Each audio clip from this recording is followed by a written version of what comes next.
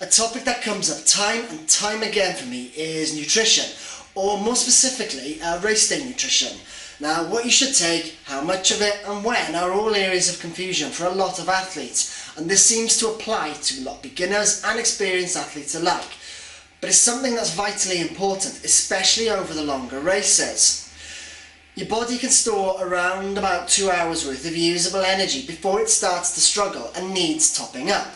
Now, you'll hear all sorts of advice about what you need to do at this point. You know, you need such and such amount of grams per kilo of body weight per hour, you need to keep this amount of water in your body. I mean, there's issues with electrolyte, with cramping. Then you need to be taking them every sort of 20, 30, 40 minutes. There's just so much advice out there, and it's easy to see why people get so confused and why so many get it wrong. Now, I think the major reason that people get this problem in racing is that they don't tend to take any products until they feel they need the extra energy, by which time it's just way too late.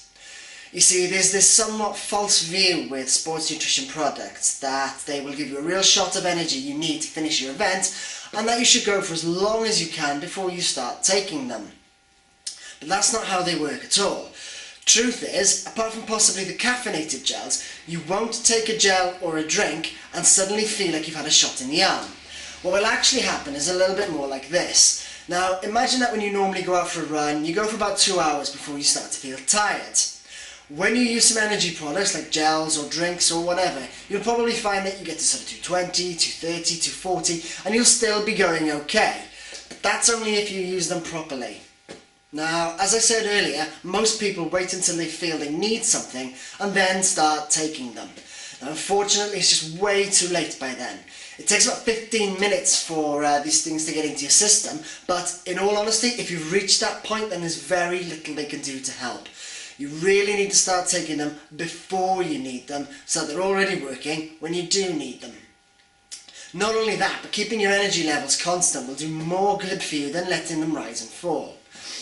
So, with that in mind, here's the strategies that I would use for a marathon and then also for a standard distance triathlon. Now, for the marathon, I would use gels because they're easier to take whilst you're running.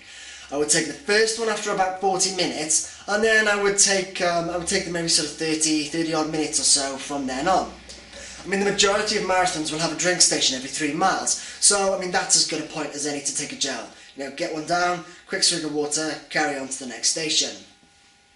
I mean, now that might sound a lot, but as I said earlier, you want to really keep your energy levels topped up throughout the event, especially for the latter stages when your body is naturally going to start to run out.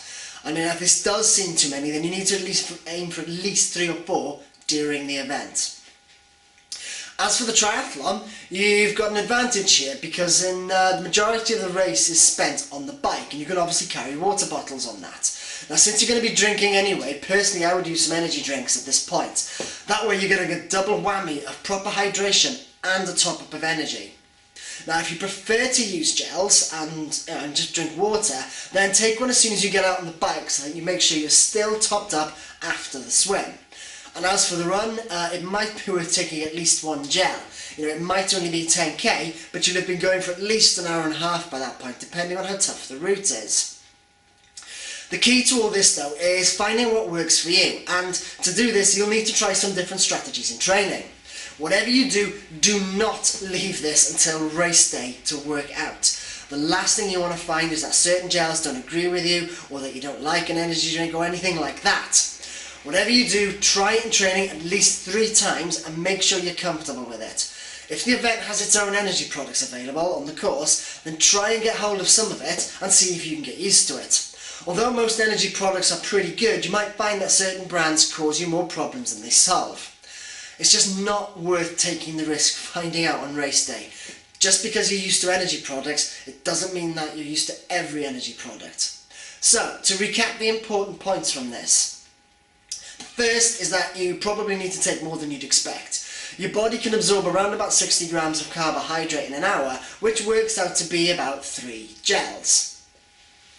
The second is that you need to start using them earlier in the event than you think you might need to. Don't wait until 2 hours in, it's way too late by then. Start around 30-40 minutes in, even if you don't feel like you need it, and take them every 30 minutes or so after that. And the third is to try everything in training. Don't leave it until race day to work out your nutrition strategy. Make sure you know it and have practiced it in advance. Now, your nutrition strategy is probably the easiest way to make the most of your event, but it's also potentially the most effective. You can be as fit as you like, but if you run out of energy, then you're in for a really tough day indeed. So, good luck with it, and make sure you find something that works.